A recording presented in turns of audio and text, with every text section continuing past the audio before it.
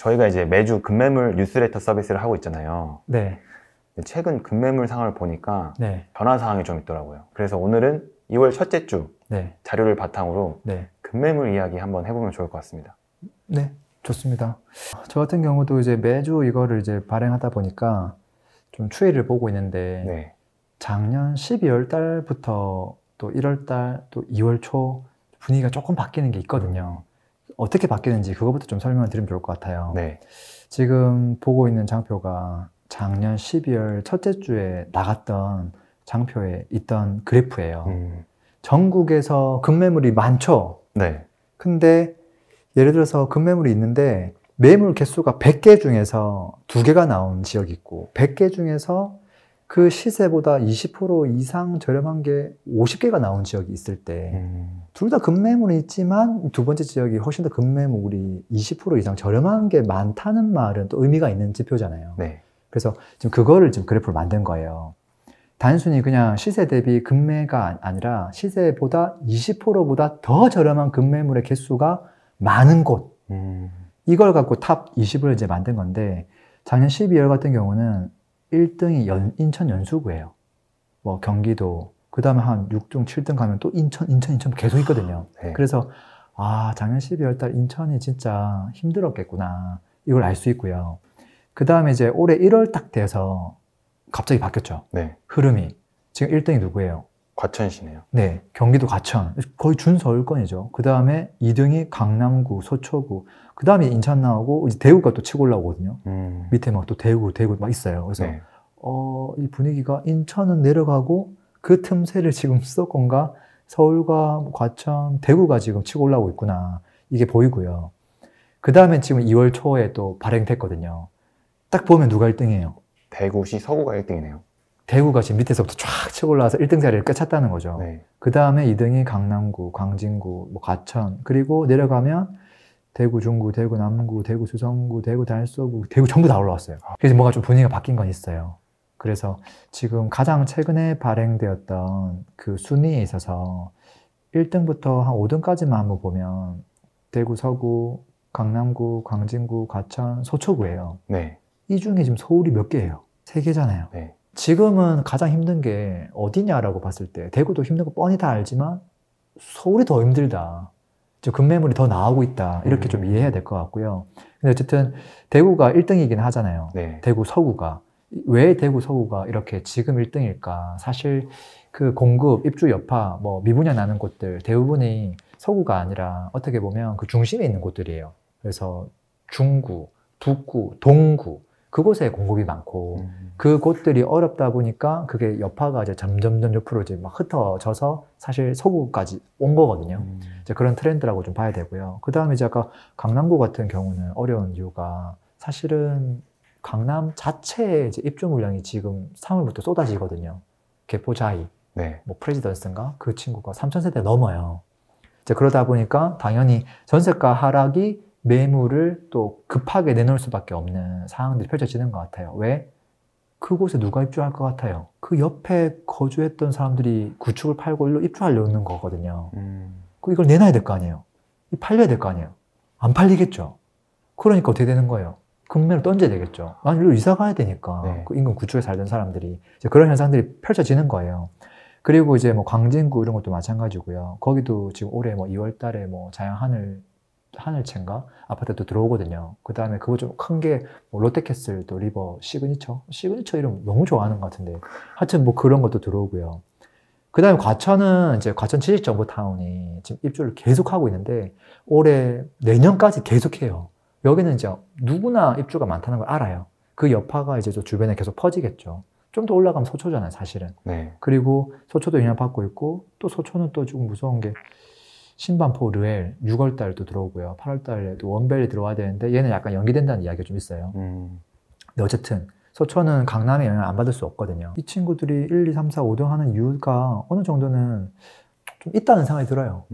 네, 그럴만하다 뭐 그런 생각 들어요. 랭구님, 저는 네. 여기서 좀 놀랐던 게 이제 강남도 네. 좀 급매물이 나오기 시작했다는 게 좀 주목할 만한 포인트 아닌가 생각이 들더라고요. 맞아요. 보통 이제 입지 좋은 곳이 마지막까지 버티거든요. 네. 근데 지금 이제 강남 소초가 이제 급매물이 나오고 있는 시점이 왔다는 거예요. 근데 사실 다른 지역들은 급매물이 나온 지 좀 됐어요. 그리고 이제 이렇게 생각하면 돼요. 자, 시세라는 게 있었죠. 네. 옛날에 고점이.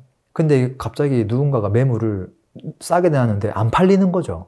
그럼 더 싸게 내놓을 거 아니에요. 네. 그러다가 거래가 되기 시작하면 시세가 이렇게 내려가요. 근데 지금 우리가 하고 있는 이 급매물 서비스는 여기에서도 다시 시세 대비 20% 이상 저렴한 게 어느 지역이냐를 보는 거거든요. 이미 여기는 저점을 찍었기 때문에 그것보다 20%를 낮춰가서 나오는 물건들이 많지는 않은 거예요. 근데 반대로 강남 소초 같은 경우는 이거를 내렸는데 거래가 안 된 거죠.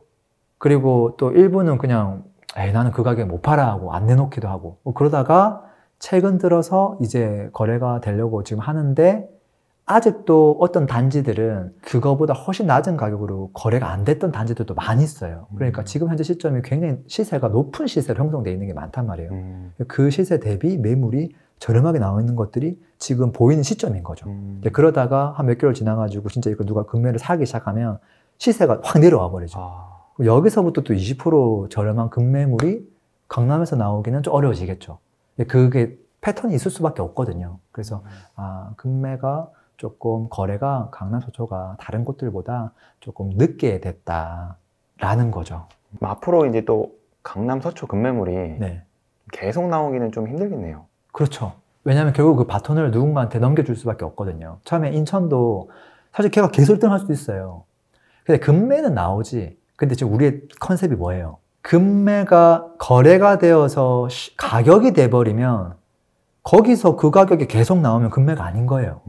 그 가격에서 20%더 저렴하게 계속, 그러니까 바닥치고 또 바닥치고 또 바닥치는 지역이 1등을 계속 할 수 있는 거거든요. 그러니까 아무나 1등 할 수가 없는 거죠.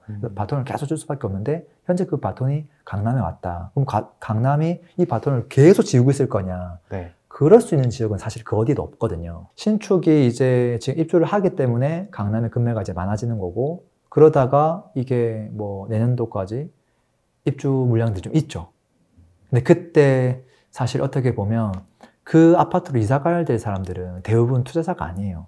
그 신축 아파트 미리 분양받았던 사람들, 대부분은 실거주자가 많거든요. 그분들이 인근 사는 사람들이에요. 그분들이 그 집을 팔고 일로 가야 된다는 거죠. 그래서 이 시점이 좀 지나가고 나면 급매가 좀 적게 나오겠죠. 당연히. 네. 그런 패턴으로 가지 않을까 싶어요. 기회 아닌가요, 그럼?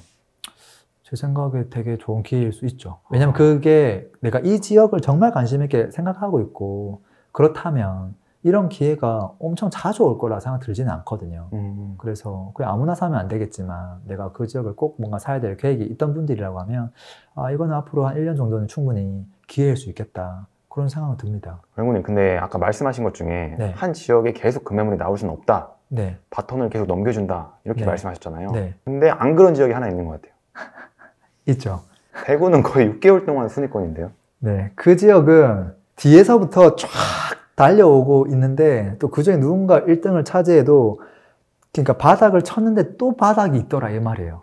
지하실이 이게 2층이 끝인 줄 알았는데 3층, 4층까지 열려있는 지역이 지금 사실은 대구인 거예요. 왜냐하면 그 인천이 이제 급매물 나오기 전에는 사실은 세종시가 상위권에 있었거든요. 네. 그래서 세종시 쏙 사라졌어요. 인천 치고 올라왔거든요. 쑥 사라졌어요. 나머지도 수도권 치고 올라왔는데 대구는 계속 1등을 못했을 수 있는데 그 많은 곳들이 전부 상위권에 랭크되어 있거든요. 그리고 더 신기한 건 뭐냐면 대구는 모든 구가 다 상위권에 있어요. 이게 무서운 거예요. 근데 왜 그럴지 하고 제가 한번 생각해 봤는데 사실 우리가 지난 영상에서 전국에서 미분양 수치 한번 확인해 봤었잖아요. 네. 가장 심한 곳이 수도권이 아니라 사실은 지방이더라. 또 지방에서 가장 심한 곳은 전체가 아니라 특정 지역이더라. 그 제일 심한 지역은 대구였거든요. 그리고 대구 같은 경우는 다른 지역은 분양을 다 겁먹고 연기를 하는데 꿋꿋하게 또 계속 청약을 했어요. 미분양이 뭐 계속 발생하고 지금은 이제 그걸 막고 있긴 한데 이제 그러다 보니까 미분양이 다른 지역 대비 가장 많이 적재되어 있어요.